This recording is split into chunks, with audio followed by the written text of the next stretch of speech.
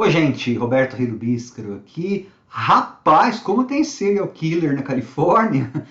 Eu não sei como que as pessoas ainda nos anos 70, 80 deixavam as portas destrancadas, como eu vi nesse documentário Night Stalker. Porque assim, se você for assistir a esses 4 capítulos, você vai ver que eles fazem menção a um outro serial killer que atacou na região lá da Califórnia, da Los Angeles e tal, no final dos anos 70.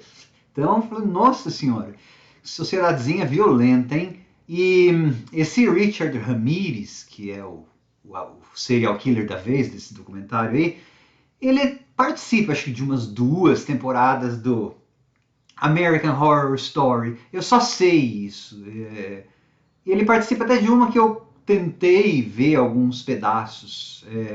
Acho que eu sou uma das únicas pessoas que acha American Horror Story um saco. Mas enfim, ele faz parte lá do imaginário de crimes dos Estados Unidos, por isso que ele ganhou essa docu-série, que assim deixa-o nas sombras por um bom tempo, ainda bem. Ela dá mais voz às vítimas. Só que ela não deixa de estetizar, né, Thor?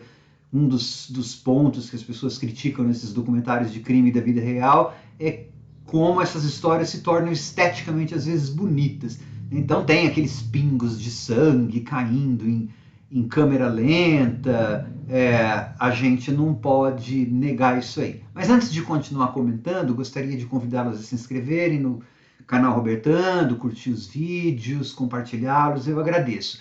Entre 1984 e 1985, na ensolarada Los Angeles e na área, mas não só, ele atacou em São Francisco também, um maníaco barbarizou, matou um monte de gente e aparentemente ele não tinha um, um padrão, né? Porque ele matava ou ele estuprava, não importava a idade, tinha vítima que ele deixava ir embora, não tinha um modus operandi muito claro. E então a polícia ficou perdida, mas eventualmente conseguiu pegar essas 4 capítulos contam essa história. Como nessas séries você tem que achar um ângulo narrativo para tornar a história, né? mais consumível, para dar uma certa ordem para gente que está acostumado mais a ver filme, série.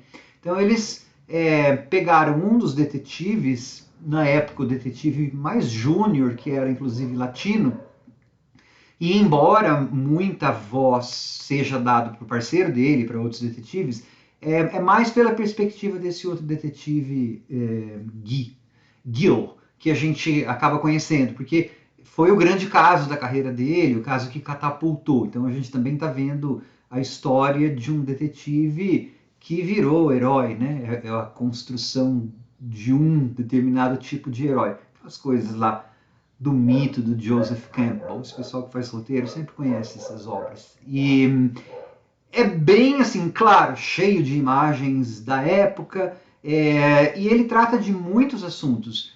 Por exemplo, a burrada que a prefeita de São Francisco fez, divulgando informações, né? Falar se houve consequências ou não para ela, isso não é falado, né, para a prefeita. Ele também dá muita voz para as vítimas, o sentimento das vítimas, das pessoas que sobraram, parentes, e do frenesi midiático, e também até um pouquinho daquelas idiotas, né? Que eu gostei de uma das mulheres lá, classificando essa mulher, esse tipo de mulher como dumb bitch. Eu não vou traduzir aqui ao pé da letra, mas são idiotas mesmo. Sim, depois que esse cara foi preso, claro, ele tinha fã-clube feminino, mulherada, algumas mulheres iam visitá-lo e mandava foto, mandava carta apaixonada, né? Psicologia deve explicar isso, mas eu também posso chamá-las de idiotas. E fala do julgamento.